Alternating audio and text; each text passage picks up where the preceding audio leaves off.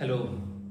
आज की क्लास होने वाली है cell the unit of life. आप सभी को पता है हमारी जो बॉडी होती है सेल से बनी होती है। ये काफ़ी पहले ही हम पढ़ लेते हैं। तो आज की जो क्लास है basically cell the unit of life है। उसमें 30 से 40 मिनट में आप अपने 3 से 12 नंबर नीट में पक्के कर लेंगे, क्योंकि हर साल इसमें 1 से 3 क्वेश्चन आते हैं।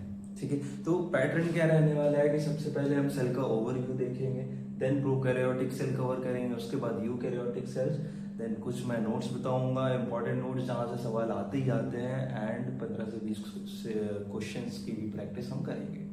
ओके, तो शॉर्ट में लेके चलेंगे। अगर ये नोट्स आप बना लेते हो तब भी आप अपने 4 से 12 नंबर कंफर्म कर सकते हो। इनसे बाहर कुछ भी नहीं आने वाला है, क्योंकि ये जो नोट्स मैंने बनाए हैं वो एनसीईआरटी से ही है। ओके, तो सबसे पहले सबसे पहले आ जाते हैं कि फर्स्ट डिस्क्राइब द सेल। जो सबसे पहले सेल की डिस्कवरी की थी वो एंटोन वॉन लीeuwenhoek ने की थी। डिस्कवरी ऑफ न्यूक्लियस जो है वो रॉबर्ट ब्राउन ने की है। ठीक है, तो यहाँ पर ध्यान देने वाली बात है ये है कि सेल की डिस्कवरी एंटोन वॉन लीeuwenhoek ने की है, बट न्यूक्लियस की डिस्कवरी रॉबर्ट ब्राउन ने की। ठीक है, उसके बाद नेक्स्ट हम चलते हैं अपनी सेल थ्योरी पे। तो सेल थ्योरी बेसिकली दो लोगों ने दी थी, एक तो मैथियस शिल्डर ने और थियोडर शॉन ने। तो शिल्डर एंड शॉन ने ये सेल थ्योरी दी थी। इन लोगों का ये याद रखना है कि जो शिल्डर थे वो जर्मन बॉटनिस्ट थे। प्लांट सेल पे इन्होंने काम किया था, क्योंकि ऑफ कोर्स अगर बॉटनिस्ट है तो उन्होंने प्लांट सेल पे ही वर्क किया होगा। तो ये जर्मन बॉटनिस्ट थे, प्लांट सेल पे इन्होंने काम किया था, और इन्होंने क्या बताया था कि जो टिश्यूज होते हैं प्लांट के वो सेल से बने होते हैं। किससे बने होते हैं? सेल्स से बने होते हैं। जबकि शॉन जो थे वो ब्रिटिश जूलॉजिस्ट थे, और क्योंकि ये जूलॉजिस्ट हैं तो डेफिनेटली उन्होंने एनिमल सेल पे काम किया था, काफी सारी एनिमल सेल्स पे उन्होंने काम किया था। देन उन्होंने ये चीज बताई थी कि सेल्स जो एनिमल सेल्स होती हैं उनमें एक आउटर कवरिंग होती है जिसे प्लाज्मा मेम्ब्रेन कहते हैं, जो कि थिन मेम्ब्रेन होती है। और इन्होंने भी कंक्लूजन यही दिया था कि उनके जो टिश्यूज होते हैं वो सेल्स से बने होते हैं। तो इन दोनों की कंक्लूजन से हमें ये स्टेटमेंट मिली थी कि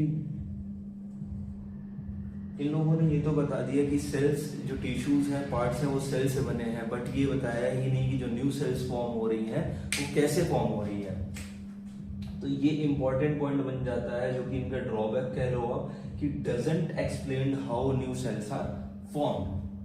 ठीक है, उसके बाद क्या हुआ कि हमारे रुडोल्फ विर्चॉव है, उन्होंने कहा कोई बात नहीं, तुम दोनों ने नहीं बता पाया पर मैं बताऊंगा। तो हर चीज का एक मॉडिफाइड वर्जन आता है ना, तो इन्होंने भी मॉडिफाइड वर्जन दिया। मॉडिफाइड सेल थ्योरी क्या दी कि रुडोल्फ विर्चॉव ने बताया ओमनी सेलुला ई सेलुला। ओमनी सेलुला ई सेलुला, ओमनी सेलुला ई सेलुला का मतलब क्या होता है? Cells are formed from the pre existing cells. ठीक है, जो पुरानी सेल्स हैं वही डिवाइड होकर न्यू सेल्स बनाती हैं। ये किसने बताया था? ये बताया था आपके रुडोल्फ विर्चॉव ने। ओके, तो जो न्यू थ्योरी आई उसमें 2 पॉइंट्स थे सेल थ्योरी में। पहला तो यही कि all the parts of the body, tissue हो गए, सब कुछ हो गए, ये सारा सेल से बना होता है, क्योंकि सेल्स बेसिक यूनिट रहती है।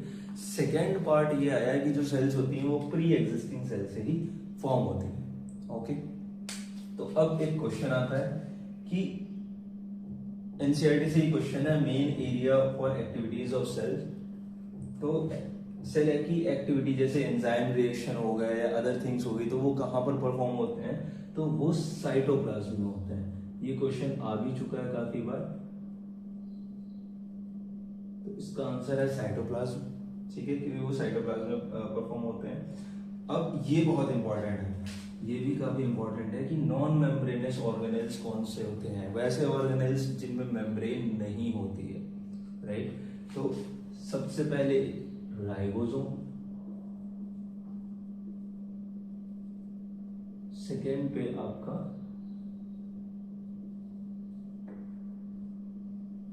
सेंट्रोसोम। तो ये दो ऐसे ऑर्गन्स होते हैं जिनके ऊपर मेम्ब्रेन नहीं होती है, नॉन मेम्ब्रेनस रहते हैं। जिसमें से राइबोसोम की खासियत ये है कि ये प्रोकैरियोटिक सेल्स में भी होता है और यूकैरियोटिक सेल्स में भी पाया जाता है। तो पिछली स्लाइड में हमने सेल का ओवरव्यू कंप्लीट कर लिया है। नेक्स्ट हमारा पार्ट है प्रोकैरियोटिक सेल। तो प्रोकैरियोटिक सेल्स में होता क्या है कि इनके अंदर जो भी ऑर्गेनेल्स हैं, जैसे आपका माइटोकॉन्ड्रिया होता है यूकैरियोटिक सेल में, वो सब इनमें कोई भी मेम्ब्रेन नहीं होती है, नॉन मेम्ब्रेनस ऑर्गेनेल्स इसमें पाए जाते हैं। ठीक है, जैसे कि मैंने पिछले स्लाइड में आपको बताया कि दो नॉन मेम्ब्रेनस ऑर्गेनेल्स होते हैं, सेंट्रोसोम और आपका राइबोसोम। बट इनमें कुछ भी किसी भी ऑर्गेनेली में कुछ भी कोई भी मटेरियल में एनवेलप नहीं होता, ये सारे ऐसे ही बिखरे पड़े रहते हैं। तो इनमें क्या है कि सब कुछ बिखरा पड़ा रहता है, इनका जेनेटिक मटेरियल कोई भी ट्रू न्यूक्लियस इनमें नहीं पाया जाता है। तो इस टाइप की सेल्स क्या होती है, प्रोकैरियोटिक सेल्स होती है। क्या क्या इंक्लूड होता है इनमें, बैक्टीरिया हो गया, आपका ब्लू ग्रीन एल्गी हो गई, माइकोप्लाज्मा हो गया और पीपीएलओ हो गया, that is pleuropneumonia like organism. ये सारे टाइप के ऑर्गेनिजम्स क्या है प्रोकैरियोटिक सेल्स में आते हैं, क्योंकि इनके पास अपना ट्रू न्यूक्लियस नहीं है। न्यूक्लियस जो है उनके ऊपर न्यूक्लियर एनवेलप नहीं होता है, ना ही कोई ऐसे ऑर्गेनेल्स होते हैं जिनके ऊपर वो मेम्ब्रेन चढ़ी हो ताकि वो डिफरेंशिएट कर पाए। हर चीज ऐसे ही सेल है, मान के चलते हैं कोई भी ये प्रोकैरियोटिक सेल है तो कहीं पर मान ऐसे करके डीएनए पड़ा हुआ है, कहीं पर कोई ऐसे करके इंक्लूजन बॉडीज पड़ी रहती हैं, कोई भी परफेक्ट डिवीजन नहीं रहता है। तो ये प्रोकैरियोटिक सेल्स हो गए। ठीक है, अब सेकेंड इनका फीचर क्या है कि सभी के पास सेल वॉल होती है। होता क्या है, सेल वॉल इनके लिए इसलिए जरूरी है कि ताकि ये स्ट्रक्चर में रहे और ये बस्ट ना कर जाए, क्योंकि सेल वॉल क्या होता है, एक रिजिड स्ट्रक्चर होता है। ठीक है, तो रिजिडिटी प्रोवाइड करवाता है ताकि वो अपनी शेप में रहे, साथ ही साथ वो बस्ट ना कर जाए, फट ना जाए। ठीक है, सभी के पास होता है एक्सेप्ट माइकोप्लाज्मा, क्योंकि हर क्लास में एक शैतान बच्चा होता ही होता है। तो ये माइकोप्लाज्मा वही है, इसके पास क्या है, लैक ऑफ सेल वॉल इसके पास नहीं होती है। ये इंपॉर्टेंट क्वेश्चन भी है, काफी बार आया हुआ है। लैक ऑफ सेल वॉल होती है, साथ ही साथ ये बिना ऑक्सीजन के भी सरवाइव करता है माइकोप्लाज्मा। ठीक है, अब बात कर लेते हैं प्रोकैरियोटिक के डीएनए की, कि डीएनए कैसा होता है। डीएनए इनका सर्कुलर होगा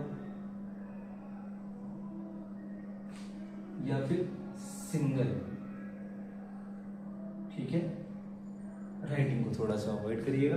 तो सर्कुलर डीएनए होता है, अगर सर्कुलर डीएनए है तो इस टाइप के डीएनए को हम प्लाज्मिड कहते हैं। प्लाज्मिड बेसिकली क्या करता है, प्रोवाइड करता है रेजिस्टेंस टू एंटीबॉडीज। ठीक है, और plasmid is a phenotypic character. तो कई बार क्वेश्चन आ भी जाता है कि जो प्लाज्मिड होता है वो उसका फंक्शन क्या होता है, तो ये बैक्टीरिया को रेजिस्टेंस प्रोवाइड करता है एंटीबॉडीज के लिए। तो सेल एनवेलप के तीन लेयर होती हैं, एक तो ग्लाइकोकैलिक्स, दूसरी सेल वॉल और प्लाज्मा मेम्ब्रेन। ग्लाइकोकैलिक्स यहाँ पर ये आउटर मोस्ट लेयर होती है, ये थोड़ी सी स्टिकी होती है। अब कोई चीज स्टिकी है और सबसे आउटर मोस्ट लेयर है तो डेफिनेटली बात ये है कि वो कहीं पर स्टिक करने के लिए, एडहेरेंस के लिए वहां पर ग्लाइकोकैलिक्स हेल्प करती है बैक्टीरिया को। साथ ही साथ वो प्रोटेक्शन भी करती है, क्योंकि आउटर मोस्ट लेयर है तो प्रोटेक्शन भी करती है। इसकी प्रॉपर्टीज देख लेते हैं, स्टिकी होती है और प्रोटेक्शन के लिए हेल्प करती है। ग्लाइकोकैलिक्स कई टाइप की हो सकती है, अगर लूज शीट है तो स्लाइम लेयर से बोल देंगे, अगर थिक और टफ है कैप्सूल से बोल देंगे।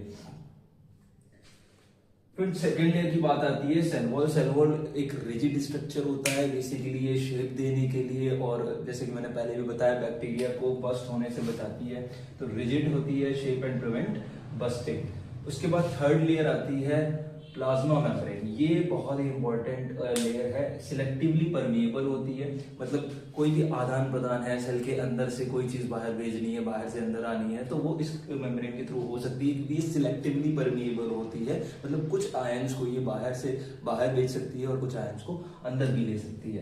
अब इसका क्या है, ये इसका जो एक्सटेंशन होता है, प्लाज्मा मेम्ब्रेन का एक्सटेंशन होता है, उसको मीजोसोम कहते हैं। अब ये नीट के हिसाब से बहुत ही इंपॉर्टेंट चीज है मीजोसोम।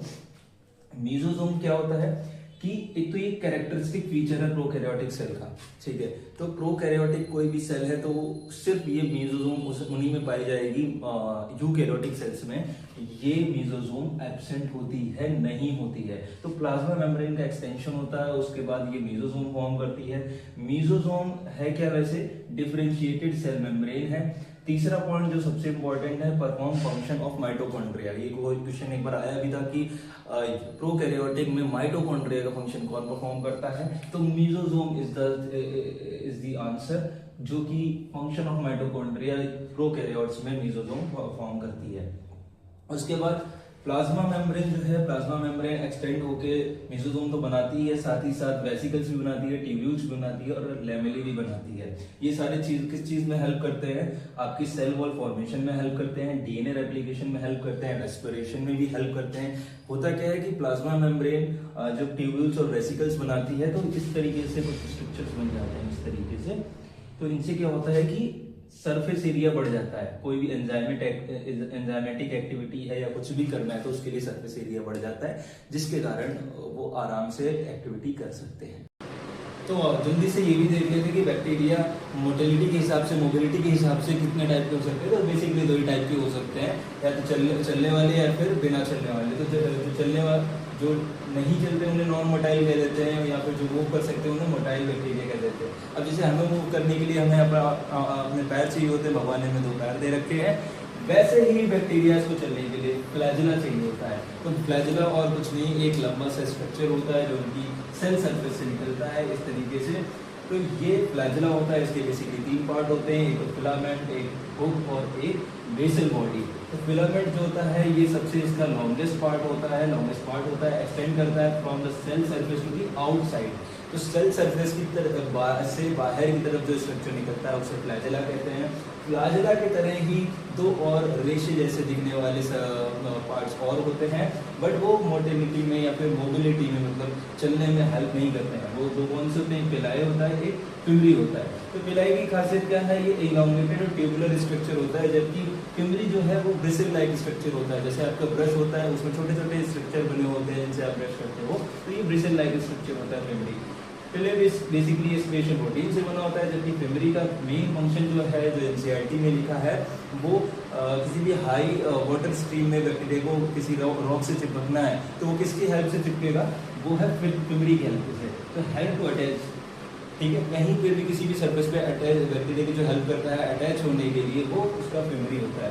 उसके बाद हम बात कर लेते हैं इंक्लूजन बॉडीज में। तो इंक्लूजन बॉडीज और कुछ नहीं होती हैं। इंक्लूजन का मतलब होता है रिजर्व करना या फिर किसी चीज को स्टोर करना। तो ये बेसिकली फूड रिजर्व करती हैं और अदर टाइप के मटेरियल्स रिजर्व करती हैं प्रोकैरियोटिक सेल में। तो डेफिनेटली जब ये प्रोकैरियोटिक सेल्स में है तो इनमें कोई भी मेम्ब्रेन नहीं होती है, नॉन मेम्ब्रेनस स्ट्रक्चर होते हैं। कौन कौन से स्ट्रक्चर्स कौन कौन से रिजर्व मटेरियल्स पाए जा सकते हैं? वो है फॉस्फेट ग्रेन्यूल्स, साइनोफाइसिन ग्रेन्यूल्स और ग्लाइकोजन ग्रेन्यूल्स।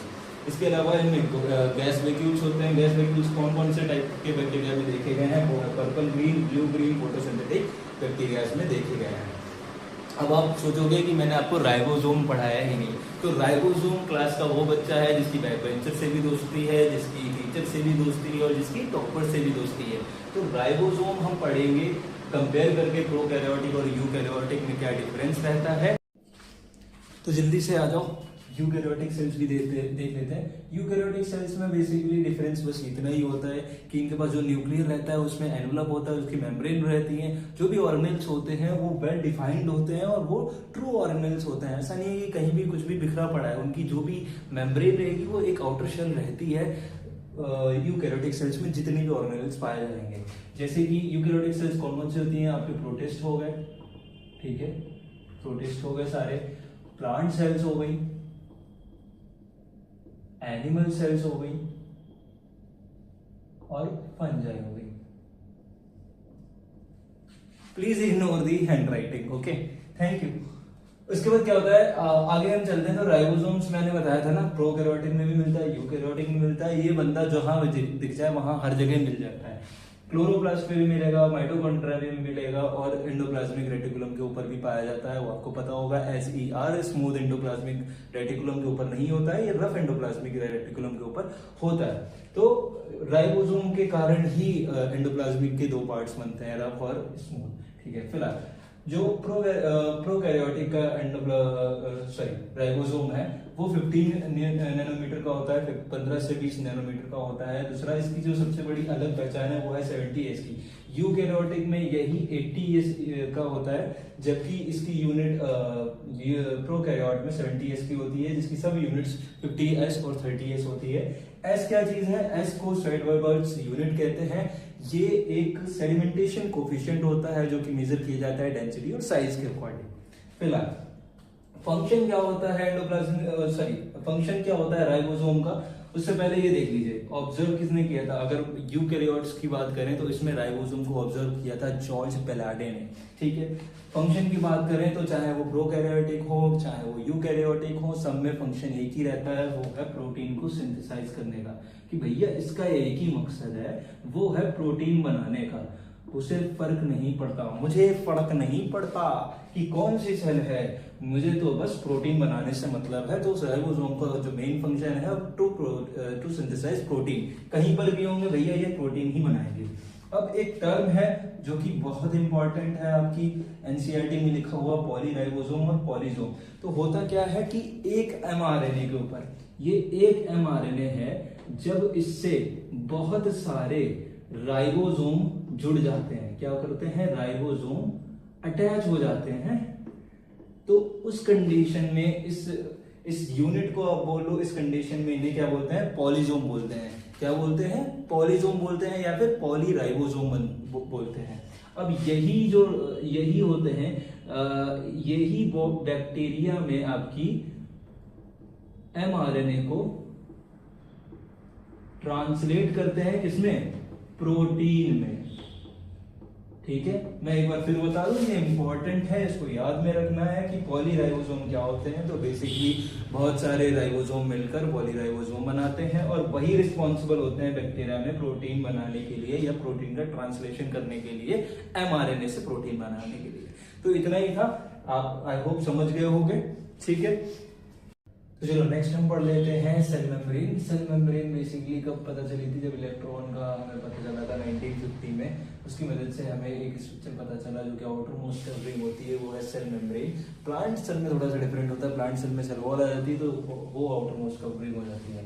तो जो साइंटिस्ट थे उस टाइम जिन्होंने काम किया, उन्होंने ये बताया कि जो सेल मेम्ब्रेन होती है वो लिपिड्स की बनी होती है, प्रोटीन्स की बनी होती है। लिपिड्स में भी क्या होता है कि इस तरीके की बाइलेयर होती है। ये जो सेल मेम्ब्रेन है इसमें क्या होता है कि पोलर हेड बाहर की तरफ होते हैं, और जो नॉन पोलर टेल होती है, हाइड्रोफोबिक टेल जिसे कहते हैं, जिसे पानी से डर लगता है, मतलब वो पानी का एनवायरनमेंट नहीं चाहती, वो अंदर की तरफ होती है। और अंदर की तरफ होती भी इसीलिए है ताकि वो एक्वस एनवायरनमेंट से बच सके, ठीक है। तो लिपिड्स, इसमें क्या था, जो लिपिड्स थे are mainly consist of phosphoglycerides, ठीक है। जो किससे बने थे लिपिड्स, बेसिकली उनमें क्या था, फॉस्फोग्लिसराइड्स थे, ठीक है, उससे लिपिड्स बने थे। और non polar tail is made up of, जो नॉन पोलर टेल है ये चीज है, वो किससे बनी थी, वो अनसैचुरेटेड हाइड्रोकार्बन से बनी थी, अनसैचुरेटेड हाइड्रोकार्बन से बनी थी, ठीक है। ताकि वो अंदर की तरफ इसलिए थे ताकि उन्हें एक्वस एनवायरनमेंट से वो बच सके, ठीक है। एडिशनली जब और उस पर रिसर्च करी गई तो दो तीन चीजें और पता चली कि लिपिड्स और प्रोटीन्स होते हैं, साथ ही साथ उसमें कोलेस्ट्रॉल और कार्बोहाइड्रेट भी होते हैं। किसमें होते हैं, सेल मेम्ब्रेन में होते हैं। अब ह्यूमंस के ऊपर जो है एक इराइथ्रोसाइट होती है, क्योंकि होता क्या है कि सारी सेल्स में प्रोटीन और लिपिड्स की जो रेशियो है वो डिफरेंट रहता है। तो जो एग्जाम्पल है जो इम्पोर्टेंट है अपनी एनसीईआरटी में, वो है ह्यूमन की इराइथ्रोसाइट, जो कि आरबीसीज होती हैं, रक्त कोश, लाल रंग की जो रक्त कोशिकाएं होती हैं, उनकी प्रोटीन उसमें कितनी होती है, 52% और लिपिड 40%। यहाँ से सवाल आ चुका है तो ध्यान में रखना, ये रेशियो बहुत इंपॉर्टेंट है कि आरबीसी में सेल मेम्ब्रेन में कितनी परसेंट प्रोटीन होती है, 52% प्रोटीन होती है और 40% लिपिड्स होती है। उसके बाद एक और मॉडल, बहुत ही फेमस मॉडल, सिंगर और निकलसन आए थे हमारे भैया, उन्होंने एक और बहुत ही अच्छा मॉडल दिया, वो है फ्लूइड मोज़ेक मॉडल, जिसका नेचर जो था वो क्वासी फ्लूइड नेचर था। क्वासी फ्लूइड नेचर का मतलब क्या है कि सेमी फ्लूइड नेचर था, ऐसा नहीं था बिल्कुल हार्ड हो, ऐसा भी नहीं था कि बिल्कुल ही फ्लूइड हो। जो semi fluid jelly like structure होता है उस तरीके का होता है। उन्होंने क्या बताया कि इसमें क्या था कि जो प्रोटीन्स थी वो अंदर ही अंदर इधर से उधर ट्रैवल कर सकती थी, ठीक है। तो वो क्वासी फ्लूइड नेचर उन्होंने बताया। इनमें दो तरीके की प्रोटीन को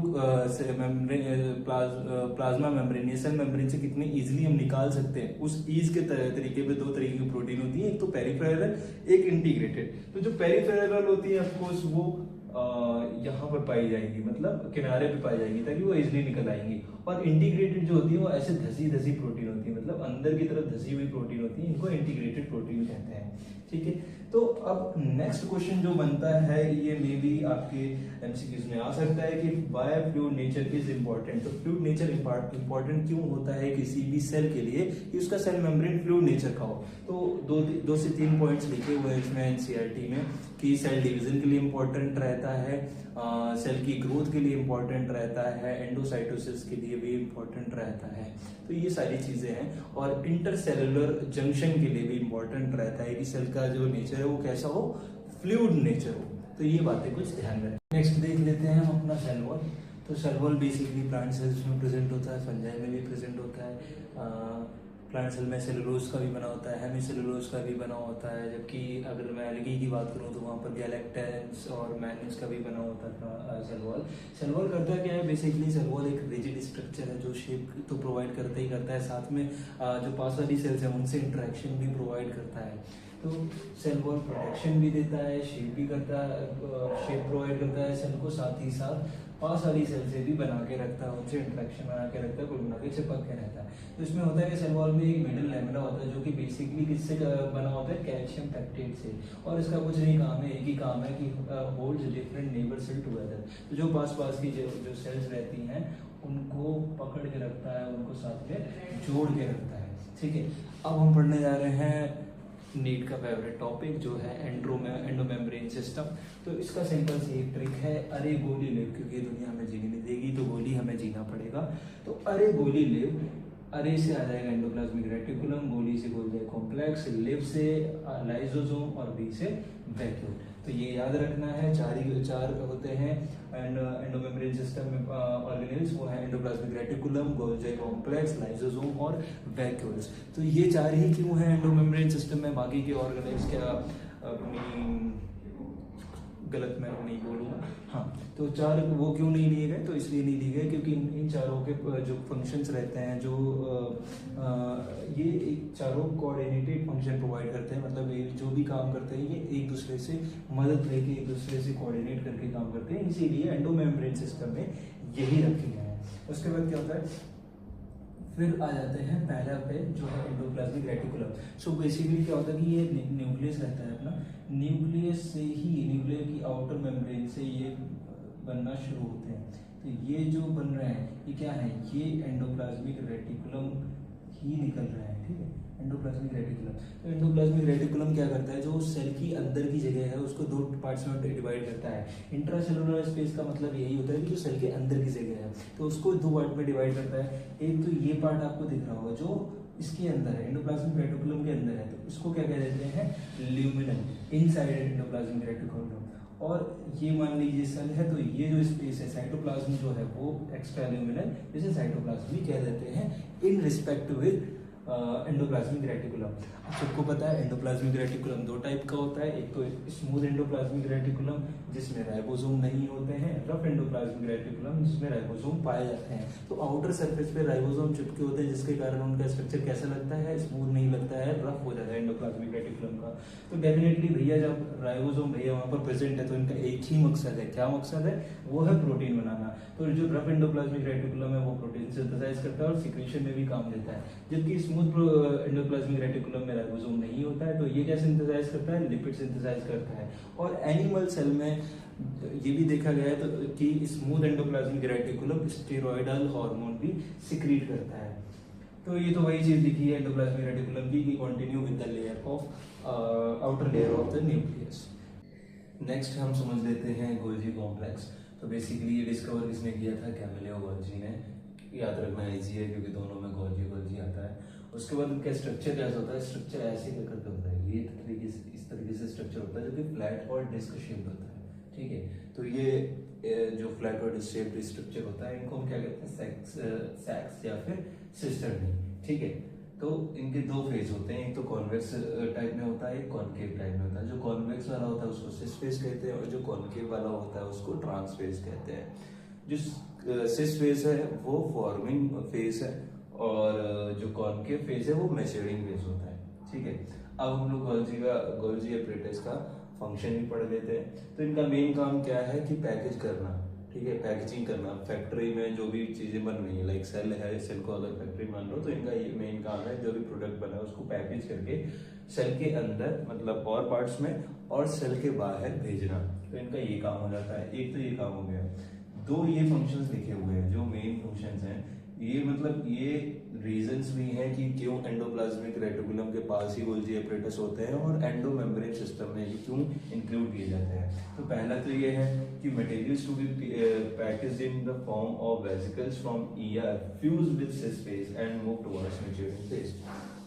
तो जो भी एंडोप्लाज्मिक रेटिकुलम से आपका मटेरियल आ रहा है, चाहे वो क्योंकि राइबोसोम होता है एंडोप्लाज्मिक रेटिकुलम में, तो वो प्रोटीन भेजते हैं, तो प्रोटीन को भी पहले वेसिकल्स के सिस फेज में वो आते हैं, उसके बाद वो मैच्योर होकर ट्रांसफेज से निकल जाते हैं।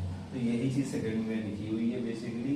ये फर्स्ट उसका जनरल लाइन है, सेकंड में उसे प्रोटीन की तरीके से बताया गया है कि प्रोटीन राइबोसोम से आते हैं, मॉडिफाई होते हैं सिस्टर्नी में, एंड उसके बाद वो मैच्योर होकर निकल जाते हैं ट्रांसफेज से। ठीक है, जो लास्ट फंक्शन है ये शायद मेरे ख्याल से एनसीईआरटी में भी मेंशन्ड है, बट इम्पोर्टेंट है और इजी है क्योंकि G for Golgi, G for glycoprotein and glycolipids. तो ग्लाइकोप्रोटीन और ग्लाइकोलिपिड्स भी कहाँ मिलते हैं, कहाँ बनते हैं, सिंथेसाइज होते हैं, गोल्जी एपरेटस में ही सिंथेसाइज होते हैं या फिर गोल्जी कॉम्प्लेक्स में सिंथेसाइज होते हैं। अब एंडोमेम्ब्रेन सिस्टम का तीसरा पार्ट हम कर लेते हैं, लाइसोसोम है, ये लाइसोसोम लिख दिया है, सॉरी।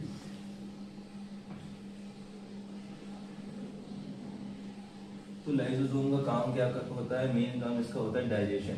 इसके पास कुछ ऐसे एंजाइम्स होते हैं जो कि चीज़ों को डाइजेस्ट करने में हेल्प करते हैं, सेल के अंदर जो भी चीज़ें बनती हैं उनको डाइजेस्ट करने में हेल्प करते हैं। जैसे कि पहला तो ये मेम्ब्रेन बाउंड स्ट्रक्चर होता है, ठीक है।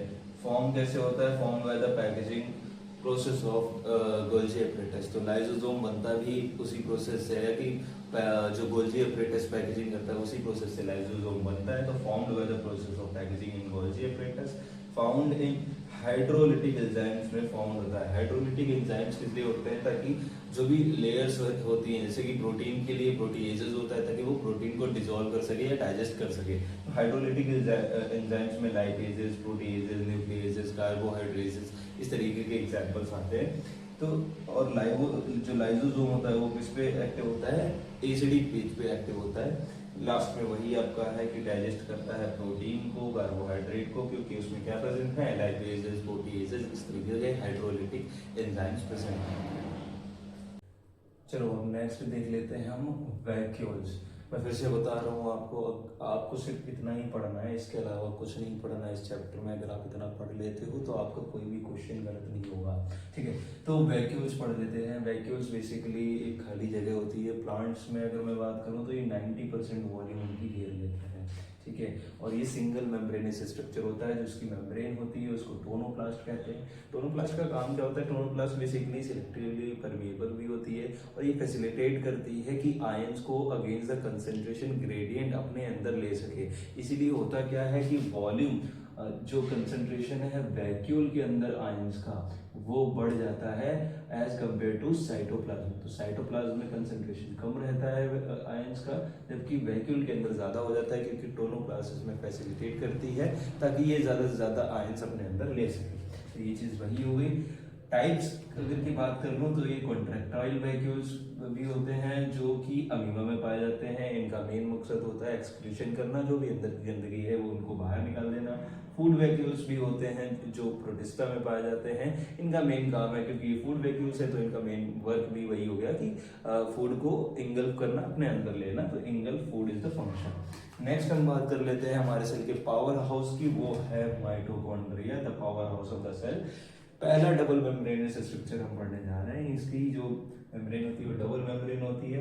डायमीटर की अगर मैं बात करूं तो 0.2 से 1 माइक्रोमीटर होता है, और लेंथ की अगर मैं बात करूं तो 1 से लेकर 4.1 माइक्रोमीटर तक इसकी लेंथ होती है।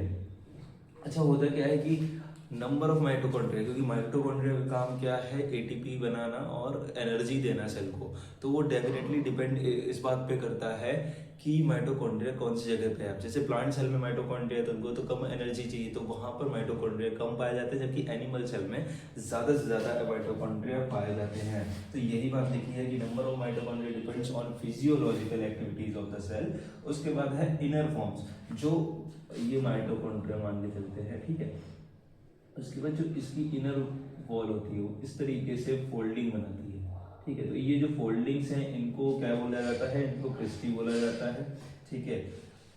जैसे कि मैंने बताया कि एटीपी जनरेट करने में हेल्प करता है, तो वही चीज लिखी हुई है, site for aerobic respiration. Respiration में बेसिकली हम एटीपी जनरेट करते हैं। डीएनए भी पाया जाता है और राइबोसोम भी पाया जाता है। राइबोसोम का तो पहले ही हमने पढ़ लिया था कि वैसा बच्चा है कि हर किसी के साथ उसकी बनती है, तो ये एक सेल ऑर्गेनेल है। उसके बाद भी राइबोसोम 70S यूनिट का यहाँ पर पाया जाता है, और डीएनए यहाँ पर सिंगल और सर्कुलर फॉर्म में होता है। लेते हैं नेक्स्ट प्लास्टिड्स को। तो प्लास्टिड्स कुछ नहीं, इनके अंदर बेसिकली एक कोई ना कोई पिगमेंट स्टोर होता है, उसी के बिहाफ पे, उसी के बेसिस पे ये आगे चल के डिवाइड होते हैं। प्लांट सेल में ही पाए जाते हैं, और कुछ यूग्लेनोइड्स में भी पाए जाते हैं। ये काफी बड़े होते हैं, लार्ज होते हैं, तो इजीली विजिबल हो जाते हैं। एज सच कोई इसमें मतलब मेहनत नहीं करनी पड़ती इनको माइक्रोस्कोप में देखने के लिए। लार्ज होते हैं तो इजीली विजिबल हो जाते हैं। अब मैंने जैसे कि बताया ये आगे चल के डिवाइड होंगे, तो 3 पार्ट्स में ये डिवाइड हो जाते हैं, क्लोरोप्लास्ट, क्रोमोप्लास्ट और ल्यूकोप्लास्ट। क्लोरोप्लास्ट आप सभी को पता है, इनके अंदर क्लोरोफिल होता है और कैरोटीनॉइड पिगमेंट्स होते हैं। तो क्लोरोफिल किस कलर का होता है, सारी सी बात है, ये ग्रीन कलर का होता है, और इनका काम क्या होता है, लाइट एनर्जी को ट्रैप करना। जो लाइट एनर्जी सन से आती है उनको ट्रैप करके फोटोसिंथेसिस में हेल्प करना। तो ये तो हो गया क्लोरोप्लास्ट का। क्रोमोप्लास्ट क्या होते हैं, क्रोमो जहाँ पर शब्द आ जाए, कहीं पर भी आ जाए, क्रोमो का मतलब होता है कलरफुल। ये कलरफुल पार्ट्स होते हैं, जैसे फैट सोल्यूबल पिगमेंट इनमें पाए जाते हैं। कौन कौन से, कैरोटीन्स और ज़ैंथोफिल। ये येलो ऑरेंज कलर देते हैं, जो कि फ्लावर्स में देखने को मिलते हैं। थर्ड आ जाता है ल्यूकोप्लास्ट। ये कलरलेस होता है, इसमें कोई भी कलर नहीं होता है, ये कलरलेस होता है। इनके 3 पार्ट होते हैं। बेसिकली क्या करता है, ये चीजें स्टोर करने का काम करता है ल्यूकोप्लास्ट। तो ल्यूकोप्लास्ट के भी 3 पार्ट हैं। अमाइलोप्लास्ट बेसिकली कार्बोहाइड्रेट्स स्टोर करता है, जैसे कि स्टार्च। इसका एग्जांपल पोटैटो में देखने को मिलता है।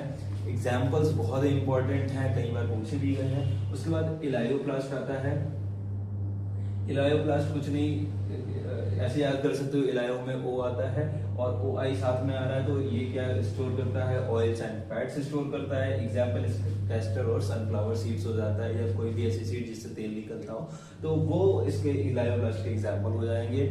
Aleuroplast is very simple. Aleuroplast proteins के लिए होता है, और इससे भी याद कर सकते हो कि आर ओ आ रहा है, मतलब आर इसमें आया है और प्रोटीन्स में भी आर ओ आता है, तो इजीली याद भी कर सकते हो। तो एल्यूरोप्लास्ट क्या करता है, प्रोटीन्स को स्टोर करता है। एग्जांपल इसका पल्सेस या बीन्स ले सकते हो।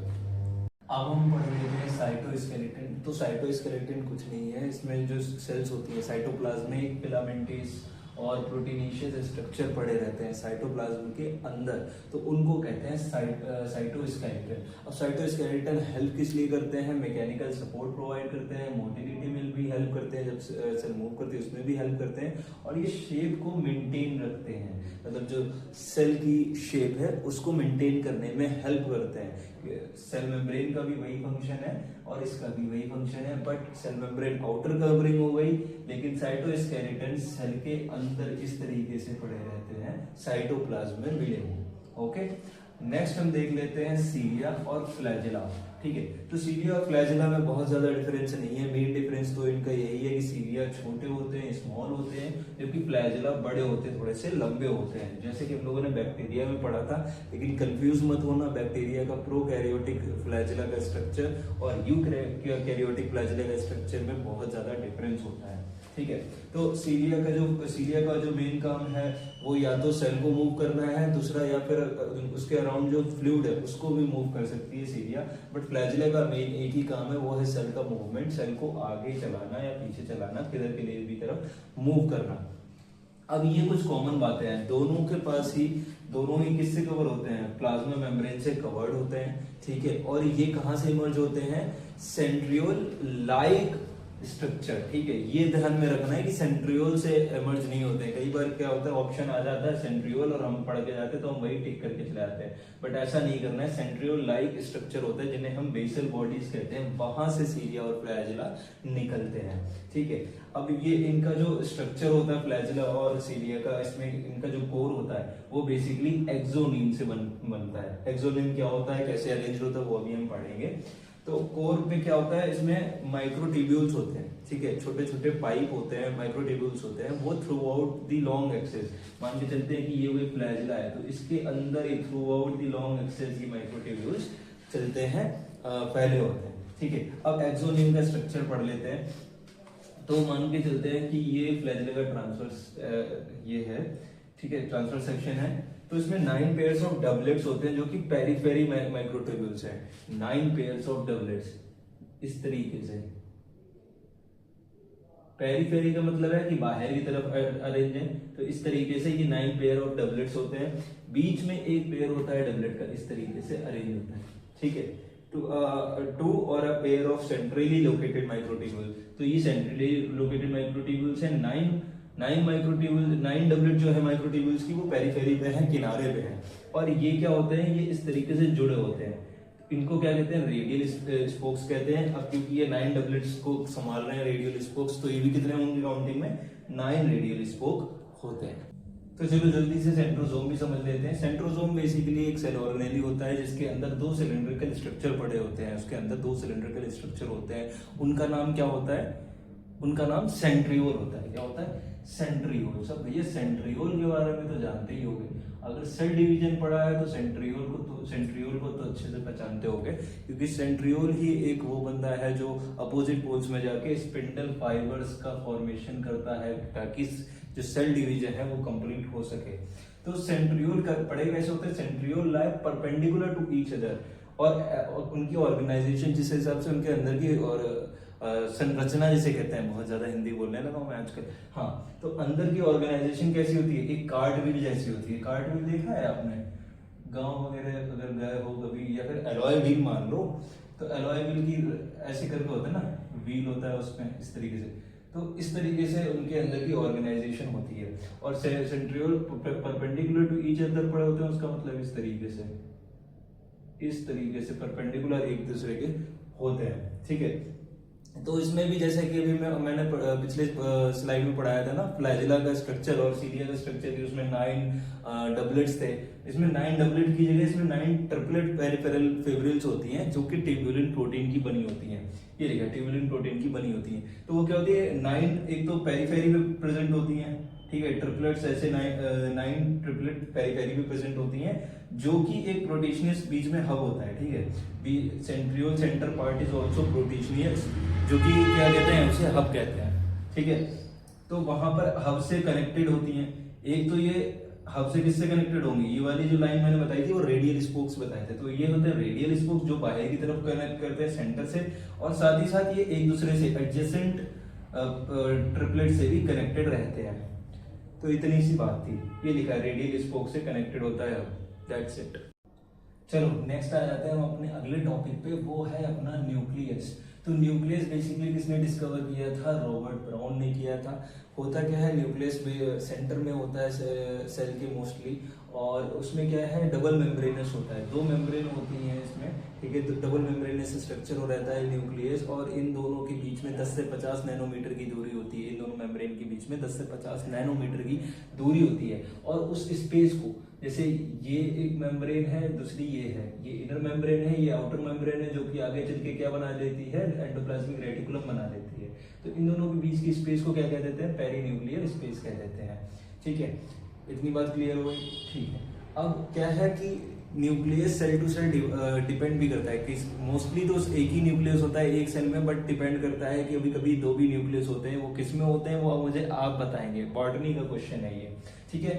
और कभी कभी क्या होता है कि वो सेल में होते ही नहीं है, जैसे कि आरबीसी या फिर erythrocytes in human beings, sieve tube cells में भी ये न्यूक्लियस होते हैं वो नहीं होते हैं। इसीलिए स्टीव ट्यूब सेल्स किसके न्यूक्लियस से काम करती है, कंपेनियन सेल्स के न्यूक्लियस से काम करती हैं। तो एक और टॉपिक वहां पर रिवाइज करवा दिया मैंने, ठीक है।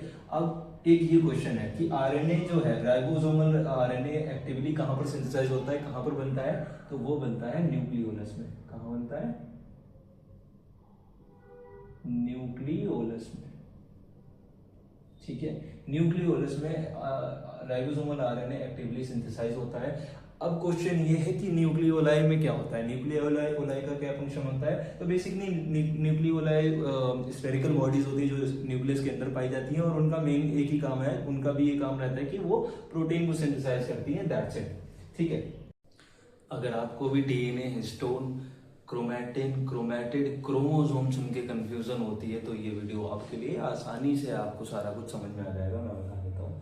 ठीक है, तो डीएनए का स्ट्रक्चर तो हम सभी जानते हैं कि डबल हेलिक्स मॉडल होता है। तो ये यहाँ से लेकर यहाँ तक क्या है, ये आपका डीएनए है।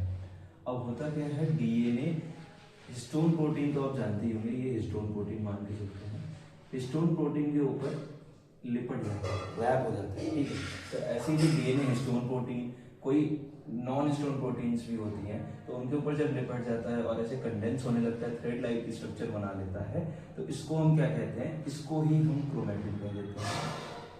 ठीक है, ये डिस्कवर किया था फ्लेमिंग ने, फ्लेमिंग नेम याद रखना है, chromatin was discovered by Flemming. अब क्या होता है कि जब क्रोमैटिन ऐसे कंडेंस होने लगता है, कंडेंस होते ये क्रोमोसोम का फॉर्मेशन कर लेता है। ठीक है, क्रोमोसोम का फॉर्मेशन कर लेता है। ह्यूमन बॉडी में कितने क्रोमोसोम होते हैं? 23 पेयर्स ऑफ क्रोमोसोम होते हैं। ठीक है, तो क्रोमोसोम का फॉर्मेशन कर लेता है। तो इसके बाद क्या होता है कि क्रोमोसोम का अगर स्ट्रक्चर मैं समझाऊं आपको, तो ये जो दो आर्म दिख रहे हैं ना इसके, इनको ही हम क्रोमैटिड कहते हैं। क्या कहते हैं? क्रोमैटिड कहते हैं। ठीक है, तो ये सारी चीजें क्लियर हो गई होंगी आपको कि डीएनए किसे कहते हैं, हिस्टोन किसे कहते हैं, क्रोमैटिन, क्रोमोसोम किसे कहते हैं, क्रोमैटिड किसे कहते हैं। अब होता क्या है, ये जो क्रोमैटिड चिपके हुए हैं, ये बीच में क्या है, सेंट्रोमियर है, सेंट्रोमियर है आपका ये। ठीक है, और ये जो डिस्क शेप दिख रहा है, डिस्क शेप जहां से अटैच्ड है आर्म्स आपकी, उसे कहते हैं काइनेटोकोर। ठीक है, तो सेंट्रोमियर बीच में हो गया, उसके ऊपर डिस्क शेप में लगा होता है काइनेटोकोर, उसी से आपकी ये क्रोमैटिड्स अटैच होते हैं। तो आई होप आपको डिफरेंस तो क्लियर हो गया होगा। DNA is what? Genetic material. ठीक है, histone is what? Protein. Chromatin क्या है? DNA plus histone plus non histone protein भी मान के चल सकते हैं। उसको जब मिला के थ्रेड लाइक स्ट्रक्चर बनता है तो वो क्रोमैटिन हो जाता है। क्रोमोसोम क्या है? डेंस्ड। जब डेंस होता है, इकट्ठा हो जाता है, डेंस्ड क्रोमैटिन कह सकते हो इसे आप। ठीक है, क्रोमैटिन क्या है? क्रोमैटिन इनकी आर्म्स को कहते हैं, सिंपल हो गया। अब होता क्या है कि कभी कभी इनके ऊपर एक स्ट्रक्चर बन जाता है, ये इस तरीके का सेकेंडरी स्ट्रक्चर बन जाता है। यहाँ पर बना दूं या यहाँ पर बना देता हूँ, ज्यादा बेटर है। इसको कहते हैं सैटेलाइट। ये नॉन स्टेनिंग होता है, इसके ऊपर कलर नहीं चढ़ता है। ठीक है, तो ये सिर्फ डिफरेंस था, आई होप आपको याद रहेगा। अब हम पढ़ लेते हैं various types of chromosome. Chromosome के जो टाइप्स है बेसिकली एक ही बिहार पे बांटे गए हैं, वो है उनके सेंट्रोमियर की लोकेशन पे। जहां पर सेंट्रोमियर होगा उसी के हिसाब से उनके टाइप्स हैं। अगर बीच में सेंट्रोमियर है तो वो मेटासेंट्रिक हो जाएगा। इसमें दोनों तरफ की जो आर्म्स रहेंगी वो इक्वल रहेंगी। ठीक है, इनकी जो शेप होती है ये डी शेप्ड रहती है। ये शेप याद रखना क्योंकि कई बार नीट में पूछा भी गया है। सब मेटासेंट्रिक में क्या होता है कि दो आर्म छोटी हो जाती हैं और दो आर्म काफी लंबी हो जाती हैं। जो शॉर्ट आर्म है उनको पी आर्म कहते हैं, जो लंबी आर्म्स हैं, लॉन्ग आर्म्स हैं, उनको क्यू आर्म कहते हैं। ठीक है, तो थोड़ा सा जो सेंट्रोमियर है वो मिडल से अदर थोड़ा सा अलग शिफ्ट होता है। अब एक्रोसेंट्रिक में क्या होता है, लगभग एंड पे होता है, तो उसको एक्रोसेंट्रिक कह लेते हैं। टीलोसेंट्रिक में टर्मिनल सेंट्रोमियर होता है, यहाँ पर सेंट्रोमियर होता है, यहाँ पर बिल्कुल ही नॉर्मल, मतलब कोई आर्म होती ही नहीं है, आप ऐसे कह लो। दो लॉन्ग आर्म होती हैं और टर्मिनल सेंट्रोमियर होता है। तो ये थे डिफरेंट टाइप्स के आपके क्रोमोसोम। प्रोकैरियोट्स की तरह यूकैरियोट्स में भी इंक्लूजन बॉडीज होती हैं। इसमें मेनली हम तीन बॉडीज ही पढ़ेंगे, एक तो पैरोक्सिसोम, दूसरा स्पेरोसोम, तीसरा ग्लाइकोसोम। तो पेरोक्सिसोम का मेन फंक्शन क्या होता है, पी से पेरोक्सी, पी से photo respiration, basically photo respiration perform करते हैं, उसमें ये इनका मेन फंक्शन होता है। आपको याद होगा जब ये एसोसिएट करते हैं peroxisome with mitochondria and chloroplast, तब फोटो रेस्पिरेशन का वहां पर ये प्रोसेस करते हैं। दूसरा आ जाता है स्पेरोसोम, इनका क्या क्या फंक्शन है आइए ये भी देख लेते हैं। तो ये बेसिकली स्टोर भी करते हैं और फैट को सिंथेसाइज भी करते हैं। अब क्योंकि ये फैट बना रहे हैं तो डेफिनेटली ये कहाँ पर मिलेंगे, ऑयल सेल्स में ज्यादातर मिलते हैं। तो मैक्सिमम कहाँ पर होता है, endosperm cells of oil cells में पाए जाते हैं। ठीक है, इनमें क्या मिलता है, कंटेन हाइड्रोलिटिक एंजाइम, क्योंकि ये प्लांट्स के लिए लाइसोसोम का काम करते हैं। अब लाइसोसोम में क्या था, हाइड्रोलिटिक एंजाइम जैसे न्यूक्लियेजेस, लाइपेजेस, कार्बोहाइड्रेजेस, ये सारे होते थे ताकि वो डाइजेस्ट कर सके। तो इसका ये फंक्शन था। तीसरी बॉडी है ग्लाइऑक्सिसोम, ये टॉलबर्ट और वीवर्स ने डिस्कवर की थी। Single membrane from endoplasmic reticulum से निकलते हैं और ये सिंगल मेम्ब्रेन के होते हैं। उसके बाद ये क्या परफॉर्म करते हैं, ग्लाइकोजेनेसिस। अब जो वर्ड है ग्लाइकोजेनेसिस, इसका मतलब क्या है कि ग्लूकोज का फॉर्मेशन हो रहा है किससे, फैट से, तो फैट से कन्वर्ट करते हैं ग्लाइकोजेनेसिस में। उसमें कौन हेल्प करता है, ग्लाइऑक्सिसोम। और ये कहां पर नहीं होता है, एनिमल सेल्स में ये एब्सेंट होता है। ठीक है, अब कुछ इंपॉर्टेंट नोट्स हम कर लेते हैं जिसमें मैंने सिर्फ क्वेश्चंस लिख रखे हैं, उसके आगे के आंसर भी हम रिवाइज करते हुए चलेंगे। ठीक है, तो पहला तो स्मॉलेस्ट सेल कौन सी होती है, माइकोप्लाज्मा। लार्जेस्ट सेल कौन सी है, वो है ऑस्ट्रिच का एग, ये आपको पता ही होगा। लॉन्गेस्ट सेल कौन सी होती है, नर्व सेल होती है। और अगर मैं बात करूं ना, एक ह्यूमन सेल में कितना डीएनए होता है, तो 2 मीटर का डीएनए होता है उसके अंदर। ठीक है, तो ये चीज मुझे याद आ गई, अब याद रख लेना। 2 मीटर का तक 2 मीटर लॉन्ग तक डीएनए पाया जा सकता है। ठीक है, अब वो सेल ऑर्गेनेल्स जिसमें मेम्ब्रेन नहीं होती है, नो मेम्ब्रेन, तो वो कौन कौन से थे, एक तो अपना राइबोसोम हो गया कि भैया राइबोसोम में भी मेम्ब्रेन नहीं थी, इसीलिए ये प्रोकैरियोट्स में भी पाया जाता है और यूकैरियोट्स में भी पाया जाता है। दूसरा कौन सा है, सेंट्रोसोम। ठीक है, तो ये 2 ऑर्गेनेल्स थे जिनमें मेम्ब्रेन नहीं थी। अब आ जाता है डबल मेम्ब्रेन की। डबल मेम्ब्रेन किन किन में पाई जाती है, डबल मेम्ब्रेन सिंपल है, माइटोकॉन्ड्रिया में पाई जाती है। ठीक है, 3 सेल ऑर्गेनेल हैं जिसमें डबल मेम्ब्रेन पाई जाती है। एक तो माइटोकॉन्ड्रिया, दूसरा क्लोरोप्लास्ट हो गया अपना, और तीसरा भैया सबसे बड़े भैया अपने न्यूक्लियस। ठीक है, इन 3 में डबल मेम्ब्रेन भी होती है, साथ ही साथ इन्हीं तीनों में अपना डीएनए भी होता है। तो डीएनए हो या फिर डबल मेम्ब्रेन वाला क्वेश्चन हो, ये तीनों ही आएंगे, माइटोकॉन्ड्रिया, क्लोरोप्लास्ट और न्यूक्लियस, इनके पास अपना डीएनए भी होता है। अब एक चीज और जो एनसीईआरटी में ऐड हुई है वो ये है थी कि chromosome having non static staining secondary constriction. होता क्या है कि कई बार क्रोमोसोम का मतलब क्या है, वो डाई पकड़ लेते हैं जिसके कारण वो कलर शो करते हैं, लेकिन कहीं कहीं पर क्रोमोसोम में कुछ सेकेंडरी स्ट्रक्चर्स होते हैं जिसमें कलर शो नहीं होता, उनको हम क्या कहते हैं, सैटेलाइट कहते हैं। उनको हम क्या कहते हैं, सैटेलाइट। तो ये सब था पूरा चैप्टर। हमारा यूकैरियोटिक सेल भी कंप्लीट हो चुका है, नोट्स भी कंप्लीट हो चुके हैं।